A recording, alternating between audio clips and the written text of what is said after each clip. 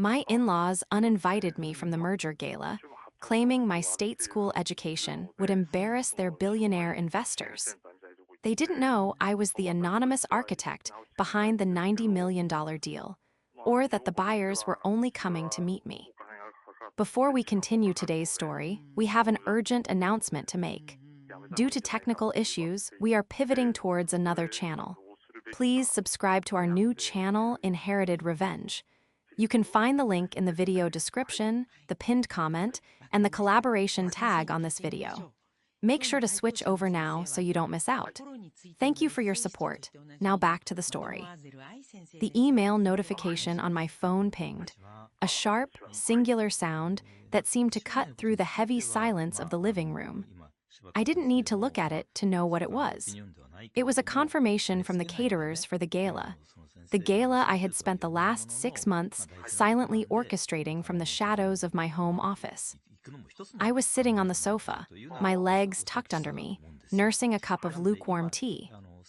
I felt physically drained, a bone-deep exhaustion that had less to do with the work I'd been doing and everything to do with the tension radiating from my husband, James, who was currently pacing back and forth in front of the fireplace. He had been home for 20 minutes and had barely looked me in the eye. He was adjusting his cuffs, smoothing his tie, checking his watch, doing everything except telling me what he clearly needed to tell me. "James," I said softly, my voice sounding raspy in the quiet room. "You're going to wear a hole in the rug, just say it."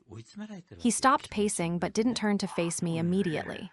He looked at the mantelpiece, at the framed photo of his parents, Sylvia and Richard, standing proudly in front of their factory. "It's about tomorrow night," James said, his voice tight. "Mother called while I was driving home." "And," I prompted, though a cold knot was already forming in my stomach. "Is there an issue with the venue?"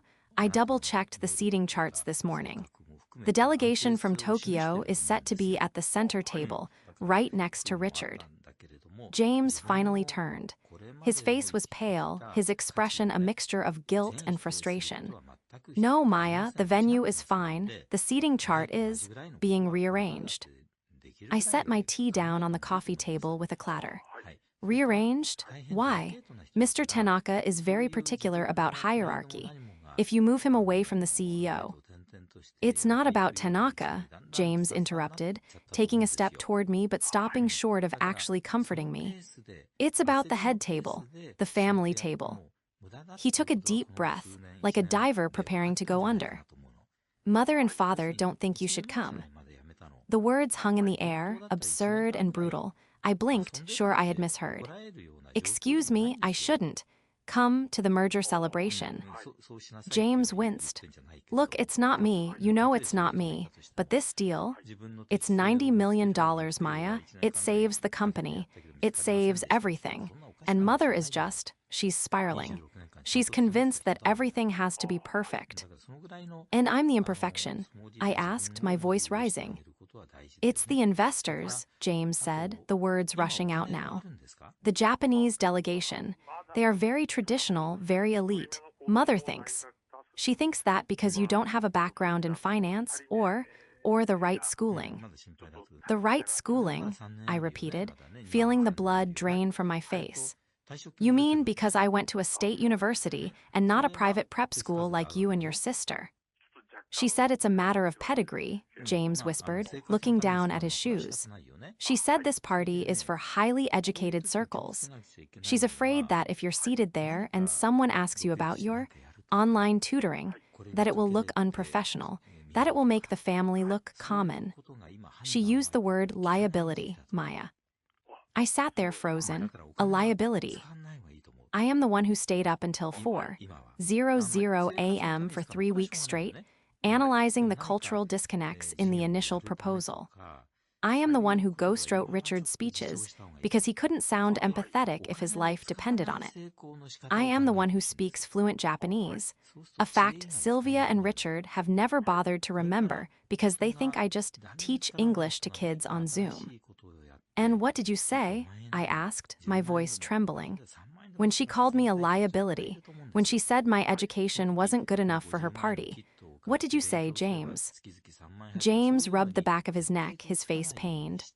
I told her you've been helpful, but Maya, you have to understand the pressure Richard is under. If this deal falls through, they lose the factory. They lose the house. I couldn't fight her on this. Not tonight. I just told her I would handle it. He looked at me with pleading eyes. Please, just for one night, can you just stay home, so we don't complicate things.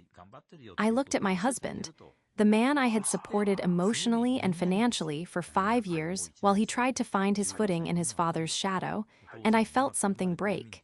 It wasn't my heart. It was my respect. They think I'm not educated enough to eat dinner, I said quietly. It's just optics, James pleaded. I looked away, staring at the dark window. The rejection didn't just hurt my heart, it insulted the very intellect that was about to save them. James left 20 minutes later. He didn't kiss me goodbye. He just gave an awkward wave from the hallway and muttered something about needing to help his mother with the final walkthrough at the venue. When the front door clicked shut, the silence of the house crashed down on me. It was oppressive.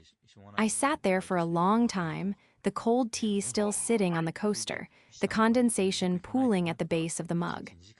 My mind was racing, replaying the conversation, dissecting every word. Pedigree, common, liability.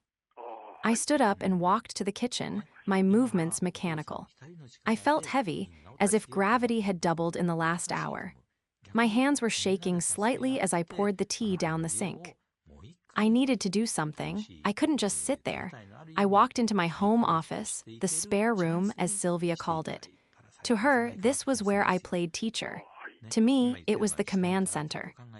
My desk was cluttered with notes on the Tanaka Corporation's acquisition strategy. I picked up a dossier I had bound myself. Inside were the psychological profiles of the entire Japanese executive team. I had spent months compiling this. I knew that Mr. Tanaka loved 19th century French literature. I knew his CFO was allergic to shellfish. A detail I had personally ensured was flagged to the catering staff, under James's name, of course. My phone buzzed again. This time, it was a text from Sylvia. James said he spoke to you. Thank you for being understanding, Maya. It's a very technical crowd tonight, lots of Wharton and Harvard alumni. You would have been bored to tears hearing them talk about global economics. We'll bring you a plate of dessert on Sunday. I stared at the screen, my vision blurring with angry tears. Bored to tears. She truly believed it. She truly believed that I was simple, that I was just the nice girl from the public school who baked cookies and helped kids with their ABCs. She had no idea that my online tutoring was a cover for my work as a crisis negotiator and cultural strategist for one of the top consulting firms in the country. She had no idea that the consultant Richard had been emailing for months, the one they knew only as MV Strategy, was me, Maya Vance. I sat down in my office chair, the leather creaking beneath me. I opened my laptop and saw the email thread with Mr. Tanaka's assistant. Subject, final itinerary for signing ceremony. From Hiroshi Sato. To MV Strategy. Dear M, Mr. Tanaka is eager to finally meet you in person at the gala tomorrow. He has mentioned several times that he will not sign the final papers until he has shaken the hand of the person who understands his vision so clearly. Please confirm you will be seated at the main table. I read the email 3 times. Sylvia and Richard thought they were buying prestige. They thought the Tanaka deal was happening because of their legacy, their factory's reputation, and their pedigree. They thought they were the stars of the show. I closed the laptop slowly, the soft click echoing in the empty room. My chest ached with the injustice of it. I had saved them. I had saved them from bankruptcy, from humiliation, from their own incompetence. And their thank you was to hide me away like a dirty secret. But as I looked at the dark screen of my computer, the tears stopped. A cold, hard clarity replaced the sadness. Sylvia had made a calculation. She had weighed my value against her vanity and decided I came up short. She thought she was protecting the deal by keeping the uneducated wife away. But they had forgotten one crucial thing. Mr. Tanaka wasn't coming to see Richard's factory. He wasn't coming to admire Sylvia's dress. He was coming to meet the mind behind the merger. And if that mind wasn't there, I didn't reply to Sylvia's text. I didn't call James. I just sat in the dark office, watching the blinking cursor on my screen, realizing that for the first time in my marriage, I held all the cards. To understand why this hurt so much, you have to understand the history.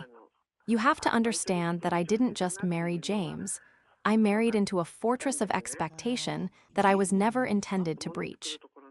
I met James 5 years ago. He was sweet, a little lost, and terrified of his father. Richard Vance is a man who takes up all the oxygen in a room. He built Vance Manufacturing into a regional powerhouse in the 80s and has been coasting on that success ever since, refusing to modernize, refusing to pivot. When I met James, the company was already bleeding money. James was trying to launch a digital marketing division to save it, but he had no idea what he was doing. I did. I had just finished my Master.S in International Relations and was working my way up in corporate strategy. I spent our first year of dating rewriting his proposals on weekends. I taught him how to read a P&L statement properly, something his expensive business degree apparently hadn't covered. I guided him through his first major contract negotiation.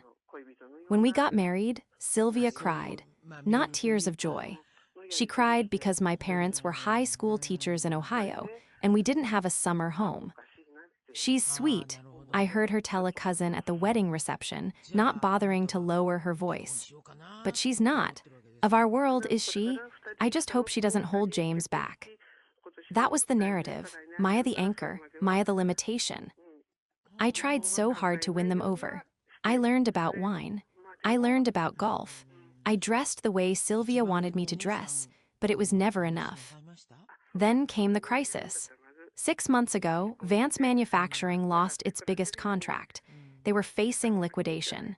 Richard was in denial, buying new cars while the ship sank. Sylvia was planning vacations they couldn't afford. James came to me, weeping at the kitchen table. We're going to lose everything, he had sobbed. My inheritance, the house, my parents' legacy, it's all gone. That was when I stepped in. I used my contacts. I reached out to a connection in Tokyo who knew the Tanaka Corporation was looking to expand into American manufacturing. I set up the initial bridge. I created the MV strategy persona to keep my involvement hidden, knowing Richard's ego would never allow him to take advice from his daughter-in-law. I fed them the lines, I structured the deal, I saved them. And now, here we were. I thought about the antagonists of my life as I sat there. Sylvia, a woman who wore Chanel suits like armor.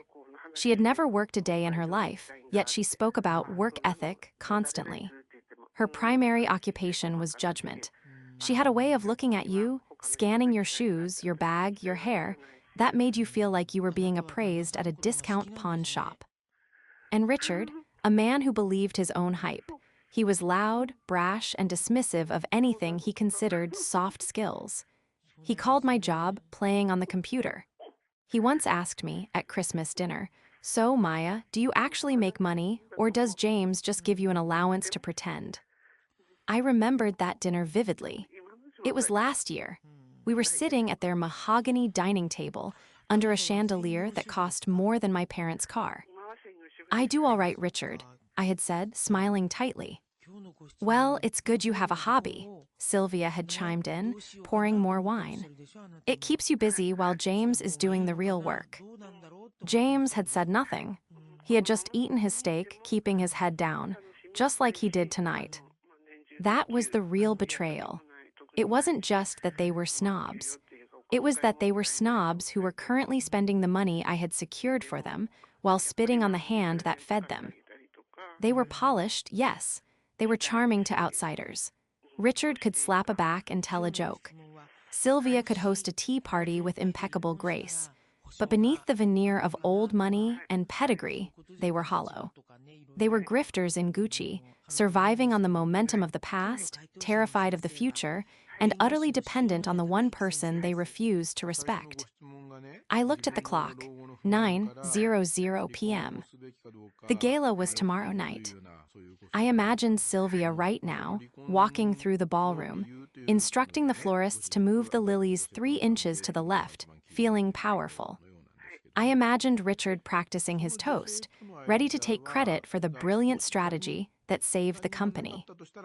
They had no idea that the strategy was sitting in her pajamas, drinking tea, and holding the nuclear launch codes to their entire existence. They wanted me to stay home.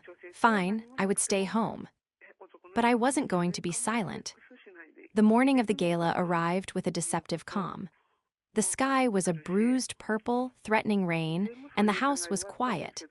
James had slept in the guest room, cowardice disguised as consideration, so I made my coffee alone. I didn't feel like a victim anymore. The sadness from the night before had calcified into a cold, hard resolve. I wasn't just a rejected daughter-in-law, I was a professional who had been erased. And in my line of work, erasure is a tactical error. I walked into my office, shutting the door firmly behind me. It was time to audit the narrative. I logged into the secure server I had set up for the project. Technically, I was still an administrator. Richard and Sylvia were so technologically illiterate, they wouldn't know how to revoke my access even if they knew I had it. They assumed the cloud was S. Thing that happened in the sky. I began to sift through the correspondence folders, looking for the specific communications between Richard's office and the Tanaka legal team regarding the final protocols. I found it, a document titled Principal Advisor Biography and Attestation. My heart hammered against my ribs as I opened the PDF. This was a standard document in high-level Japanese corporate mergers, a know-your-partner formality where the lead strategists are identified to ensure honor and continuity. There, on page 2, under the heading Lead Strategist/MV Strategy Identity, was a photograph. It wasn't me. It was Richard. I stared at the screen, my mouth going dry. Beneath his photo, a biography claimed that he was the sole architect of the Cultural Bridge strategy. It claimed he was the one who had spent 3 years living in Kyoto, a lie, he went there once on a cruise. It claimed he was fluent in business Japanese, a lie, he knew how to say sushi and Toyota. You absolute fool, I whispered to the empty room. This wasn't just vanity. This was fraud, material misrepresentation. If Mr. Tanaka found out that the man he was signing a $90 million check to had lied about his credentials in the due diligence filings, the deal wouldn't just be canceled. Vance Manufacturing would be blacklisted.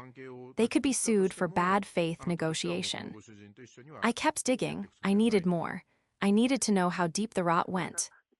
I found an email thread from last week between Sylvia and the event planner. Subject, seating chart adjustments. From Sylvia Vance. To Elite Events. Regarding the inquiry from Mr. Sato about the translator, Maya, please inform his team that she is merely a junior assistant who handled some scheduling. She is not part of the executive team and will not be attending. We have hired a professional interpreter for the evening to ensure no embarrassment. I leaned back in my chair, the leather creaking. Junior assistant. They hadn't just uninvited me. They had actively demoted me in the eyes of the buyer to cover their tracks. They were terrified that if I spoke to Tanaka, he would realize Richard was a fraud. I wasn't dealing with snobs. I was dealing with desperate, dangerous liars. I reached for my phone and dialed a number I hadn't used in 2 years. Sarah, I said when the voice answered. Maya, is everything okay? Sarah was a forensic accountant and a shark of a contract lawyer who had been my mentor at my old firm. I need you to look at a standard, key man clause in an international acquisition contract, I said, my voice steady. Hypothetically, if the key man listed in the biography turns out to be a fabrication, does the buyer have the right to immediate termination with penalty? Hypothetically, Sarah laughed, a dry, sharp sound. If it's a Japanese conglomerate, They don't just terminate Maya, they scorch the earth. It's an honor violation. Why? I think my in-laws just bet the family farm on a lie, I said. And I think I'm the only one who has the receipt. Do you want to save them or bury them? She asked. I looked at the picture of Richard on my screen, smiling his smug, unearned smile. I haven't decided yet, I said, but I'm going to print everything. At 4:00 p.m., James came home to change. I was waiting for him in the bedroom. I had laid out his tuxedo on the bed, the black velvet one Sylvia insisted he wear to look regal. It looked like a costume. He walked in, looking harassed and sweaty. When he saw me sitting in the armchair by the window, he flinched. Maya, he said, breathless, I didn't think you'd be in here. Look, I don't have time for a fight. Mother is already texting me every 5 minutes asking if I have the cufflinks. I'm not here to fight, James, I said calmly. I didn't stand up. I'm here to save you from federal prison. James froze halfway to the closet. He turned slowly, a nervous laugh bubbling up in his throat. What? What are you talking about? I held up the file folder I had prepared. I saw the due diligence papers, James, the ones your father signed, the ones where he claims to be MV Strategy. James's face went from flush to ash gray in seconds. He sat down heavily on the edge of the bed, right next to the tuxedo. You saw that. Did you know? I asked. He looked down at his hands. He said it was just simplified. He said the investors want to see strength at the top. He said it didn't matter who actually did the work as long as the work was good. It matters to the SEC, I said, my voice cutting like a razor. And it matters to Mr. Tanaka. You know how much he values integrity. Richard lied on a legal disclosure. It's just paper, James snapped, his fear turning into defensive anger. Why do you have to make everything so dramatic? We just need to get through tonight. Once the papers are signed, the money is wired. Then it doesn't matter. It matters, I said, standing up now. Because Tanaka asked for me, specifically. And your mother told his team I was a junior assistant who wasn't educated enough to attend. James winced. She was just protecting the brand. She was protecting the lie? I shouted, finally losing my cool. Don't you see? They uninvited me because they are terrified I'll accidentally reveal that your father is a fraud. They aren't ashamed of my pedigree, James. They are ashamed of their own incompetence. James stood up, his hands shaking. Stop it. Just stop it. You're jealous. You're jealous because for once, my family is winning and you're not the center of attention. I stared at him. The man I loved. The man I had protected. He was so deep in their web he couldn't even see the strings anymore. Call your mother, I said. Put her on speaker. No. Call her, James, or I email this file to Mr. Sato right now. He stared at me with wide, terrified eyes. He pulled out his phone and dialed. James, darling, tell me you're leaving. Sylvia's voice chirped through the speaker, tinny and manic. The florists used the wrong shade of cream, and I am about to scream. Mother, James said, his voice cracking. Maya knows about the biography, the MV Strategy thing. Silence, a long, cold silence. Then Sylvia's voice returned, dropping an octave. And she says it's fraud, James stammered. She says if Tanaka finds out. She is hysterical, Sylvia cut in, her tone dripping with venom. This is exactly why she couldn't come. She doesn't understand high-level business. Everyone embellishes, James. It's called marketing. Tell her to take a Xanax and go to bed. And James, if you let her ruin this night, if you let that, Tudor cost us this legacy, I will never forgive you. Do not let her leave that house. The line clicked dead. James looked at me. He looked at the phone. Then he looked at the tuxedo. I have to go, he whispered. I have to go, Maya. Please, just don't do anything crazy. He grabbed the suit and ran to the bathroom. 10 minutes later, he was gone. He didn't look back. I stood in the bedroom, listening to the roar of his car engine fading down the driveway. Sylvia had called my bluff. She thought I was too weak, too in love, or too common to understand the power I held. She thought she had won. I walked to the closet and pushed aside my everyday clothes. In the back, covered in plastic, was a dress I had bought 3 years ago for a charity ball we never attended. It was a deep, midnight blue silk, structured and sharp, elegant, dangerous. I wasn't going to the party to eat dinner. I wasn't going to the party to socialize. I was going to the party to testify. The grand ballroom of the St. Regis Hotel was a fortress of light and sound. I wasn't there yet, but I could see it. I had the live stream pulled up on my phone as I drove. Vance Manufacturing had paid a small fortune to stream the event for their international satellite offices. The camera panned across the room, showing crystal chandeliers, towering floral arrangements of white lilies, the wrong shade of cream, apparently, and a sea of tuxedos and gowns. I saw Richard. He was holding court near the bar, laughing too loudly, his face flushed. I saw Sylvia. She was gliding between tables, touching arms, flashing her practiced smile, looking every inch the matriarch. And then I saw the table of honor. Mr. Tanaka sat in the center. He was an elderly man with a face carved from stone. He wasn't smiling. He was looking at his watch. Next to him sat Mr. Sato, his assistant, who was frantically typing on a tablet. There was an empty chair next to Sato. I knew that chair. That was where the interpreter was supposed to sit. The professional Sylvia had hired to replace me. My phone buzzed. It was an unknown number, international code. I answered it through the car's Bluetooth. "This is Maya." "Mrs. Vance," the voice was accented, polite but strained. "This is Hiroshi Sato. We are confused." "Mr. Sato," I said, keeping my eyes on the wet road. "I apologize for the confusion." "We are at the gala," Sato said, his voice dropping to a whisper. "We were told you were unable to attend due to illness, but the interpreter they provided, he does not know the deal. He does not know the terms. Mr. Tanaka is asking for MV strategy. He says he will not toast with strangers." "Illness?" I let out a short, harsh laugh. "Is that what they said?" "Mrs. Vance, Mr. Tanaka is very unhappy. He feels disrespected.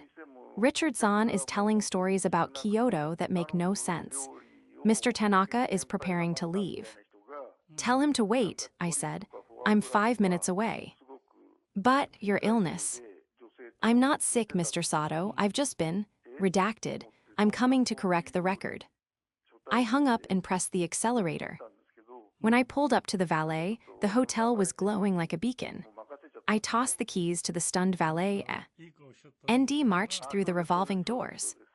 The lobby was quiet, the noise of the party muffled behind the massive double doors of the ballroom. I checked my reflection in a mirror. The midnight blue dress fit perfectly. My hair was pulled back in a severe, sleek bun. I wore no jewelry except my wedding band. I didn't need decoration. I needed armor. I walked toward the ballroom. 2 large security guards stood at the entrance, holding clipboards. Sylvia's Praetorian Guard. One of them stepped forward, a beefy hand raised. "Ma'am, this is a private event. Guest list only."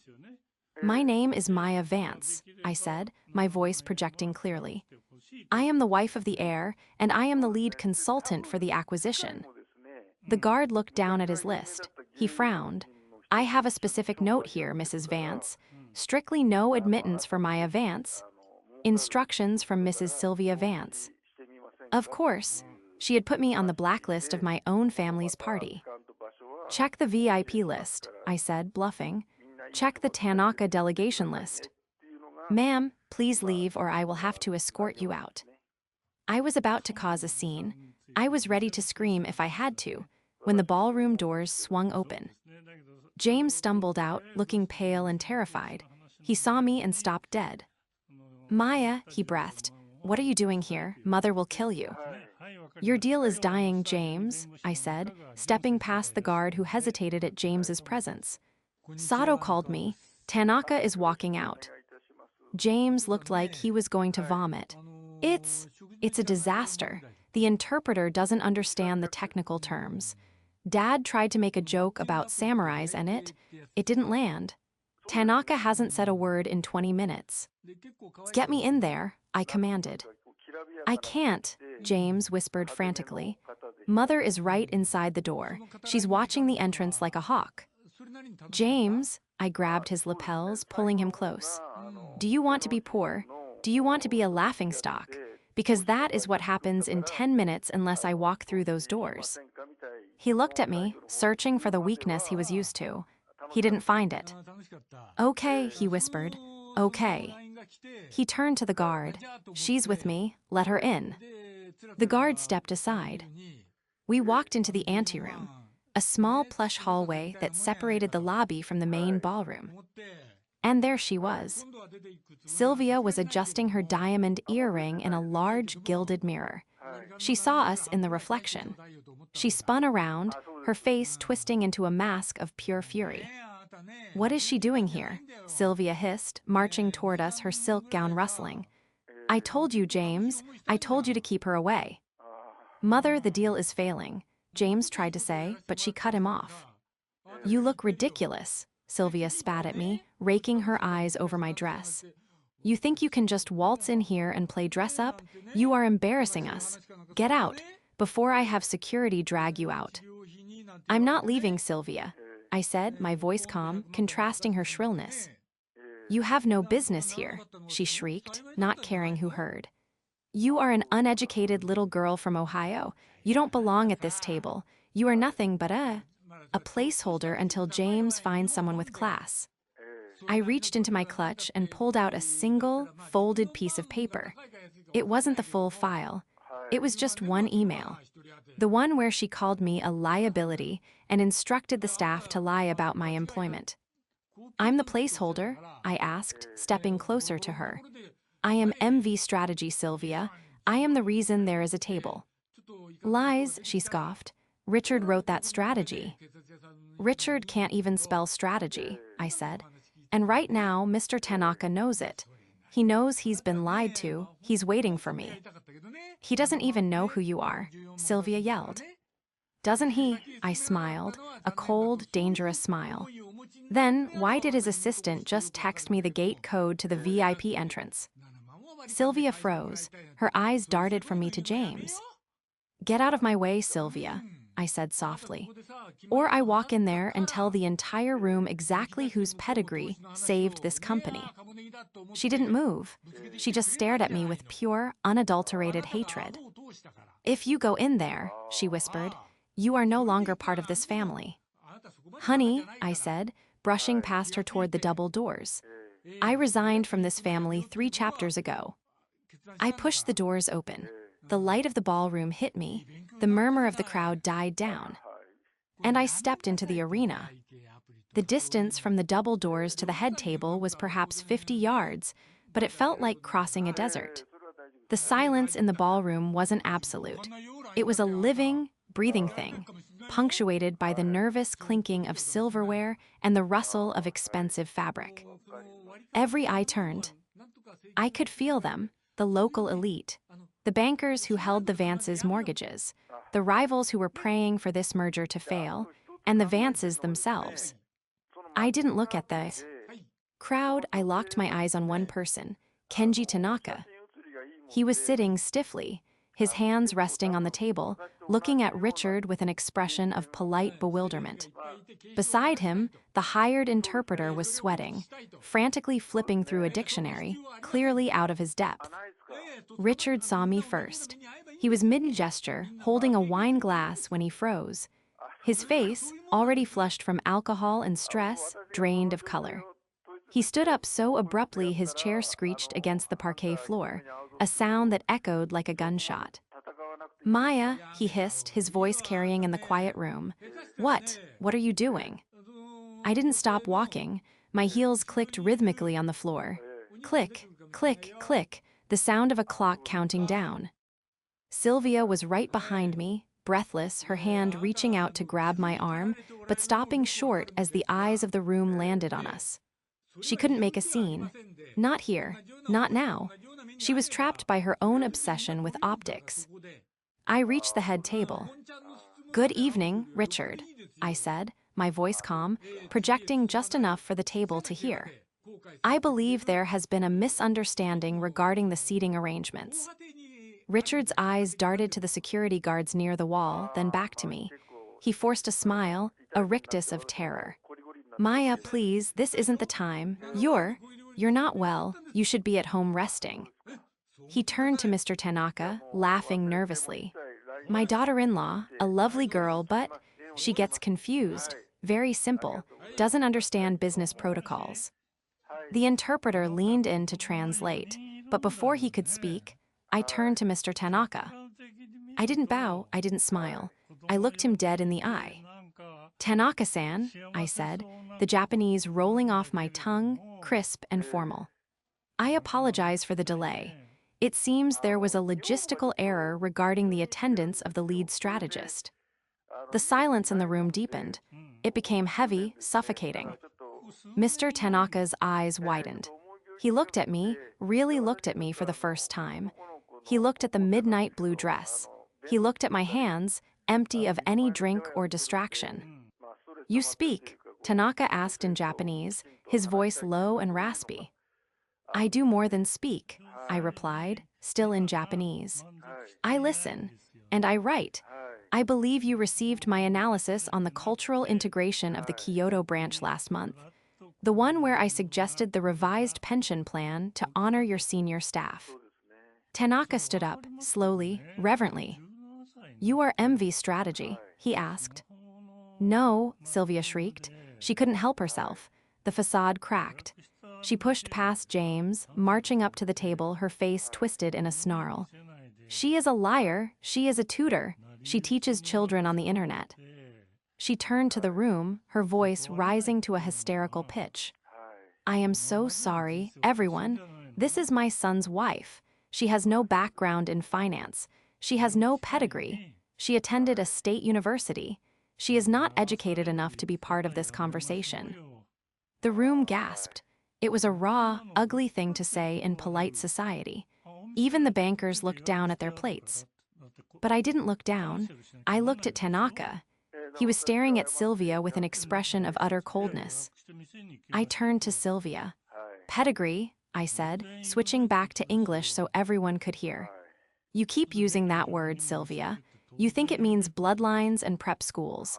But in this room, tonight, pedigree is about competence. And right now, you are the most uneducated person at this table. How dare you, Richard sputtered, stepping forward, his fists clenched. Security, get her out of here, now. 2 guards started to move toward us. Wait. The voice came from behind me. It was James. He walked past his mother. He walked past his father. He stood next to me. He was shaking, vibrating with fear, but his chin was up. If she leaves, James said, his voice cracking and then strengthening, I leave. And if I leave, I take the digital keys to the server with me. James, Sylvia gasped, clutching her pearls. You are choosing her over your legacy. She is the legacy, Mother, James said. He looked at me, and for the first time in 5 years, I saw the man I had fallen in love with. She's the only one of us who actually did the work. Mr. Tanaka raised a hand. The guards froze. He looked at Richard. Vance-san, he said in heavily accented English. You told me you wrote the strategy. You told me you lived in Kyoto. Richard swallowed hard. Sweat was dripping down his temple. Well, as CEO, I oversee all strategy. It is a collective effort. I merely streamline the biography for the sake of clarity. I reached into my clutch and pulled out the folded paper, the attestation Richard had signed. This is a legal document, Mr. Tanaka, I said, handing it to him. It states that Richard Vance is the sole author of the integration plan. It is a lie. It is fraud. And if you sign the deal, based on this document, your board will remove you for negligence. Tanaka took the paper. He put on his glasses. He read it. Then he looked at Richard. The look wasn't anger. It was disgust. It was the look one gives to a cockroach found in a fine meal. You have no honor, Tanaka said softly. He tore the paper in half, then in quarters. He let the pieces flutter down onto the untouched appetizer plates. The deal is terminated, Tanaka announced, effective immediately. No, Richard lunged forward, grabbing Tanaka's sleeve. You can't, we have a verbal agreement. The bank. The loans come due on Monday. You can't do this. Tanaka pulled his arm away as if he had been burned. You insulted the architect, he said, pointing at me. You insulted her education, you insulted her dignity, and you lied to my face. There is no deal. He turned to me, he bowed, deeply, a full 90-degree bow of respect. I am sorry, Vance-san, he said to me. It seems I came to the wrong party. He signaled to his team, let's go. The Japanese delegation stood up in unison. They marched out of the ballroom, a phalanx of black suits moving through the stunned silence. I stood there, watching them go. Richard collapsed into his chair, burying his face in his hands. Sylvia was staring at the wall, catatonic. The room erupted into whispers, the sound of a dynasty crumbling in real time. I looked at James. He took my hand. His palm was sweaty, but his grip was tight. Let's go home, I said. And we walked out, leaving the empty table, the ruined gala, and the pedigree of the Vance family behind us. The fallout was swift, brutal, and entirely public. By Monday morning, the news of the failed merger had hit the business section of the local paper. By Tuesday, the bank had called in the bridge loan that Richard had taken out to pay for the gala and the rebranding of the company. By Wednesday, the for sale sign was up in front of the Vance estate. I didn't see it happen. I heard about it from James, who spent those first few days on the phone, mediating between his parents and the bankruptcy lawyers. He came home every evening looking 5 years older, but lighter. He had resigned from Vance Manufacturing the morning after the gala. He walked into his father's office, where Richard was frantically trying to liquidate assets, and handed over his keys. He told them he was done being their shield. He told them he was done being their son first and my husband second. It was a hard week. We sat on our patio, drinking cheap wine, watching the sunset. They're going to lose the house, James said quietly on Friday night. And the cars, even the club memberships. Sylvia she's not handling it well. She blames you, of course. Of course, I said, swirling my glass. It's easier than blaming the mirror. I'm sorry, James said. He turned to me, his eyes wet. I'm so sorry, Maya, for everything, for the last 5 years, for making you feel like you had to audition for my love, for letting them treat you like hired help. I looked at him, I saw the regret, I saw the shame, but I also saw the break. He had finally severed the cord. He had stood next to me in the fire.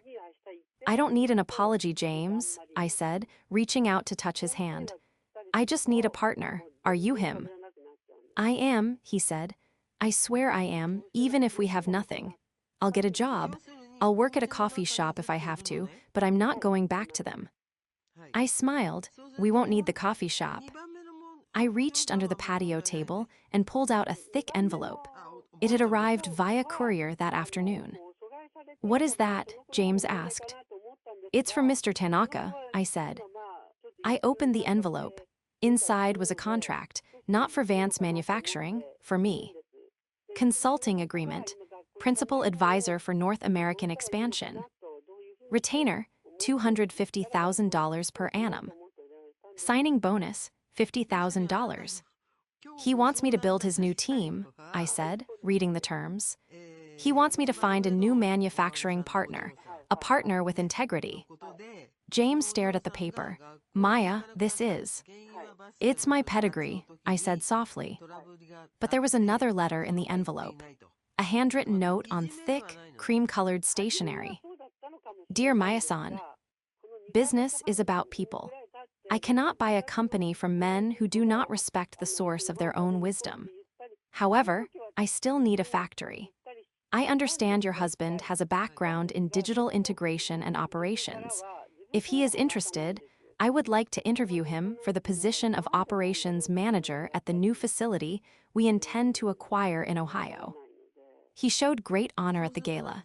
Honor is a rare currency. Sincerely, Kei Tanaka. I handed the note to James. He read it, his hands trembling.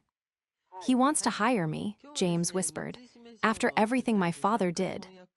He wants to hire the man who stood up to his father, I corrected him.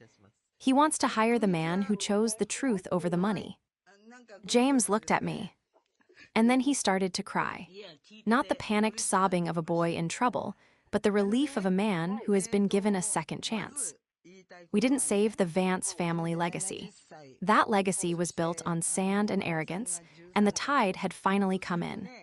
Richard and Sylvia moved into a 2-bedroom condo in Florida, bitter and confused, telling anyone who would listen that they were victims of a corporate conspiracy.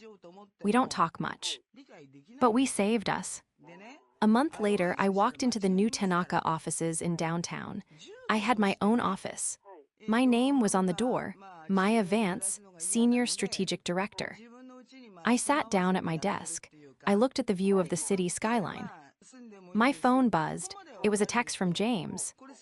Good luck on your first day, boss. I made you a sandwich. It's in your bag. Love you.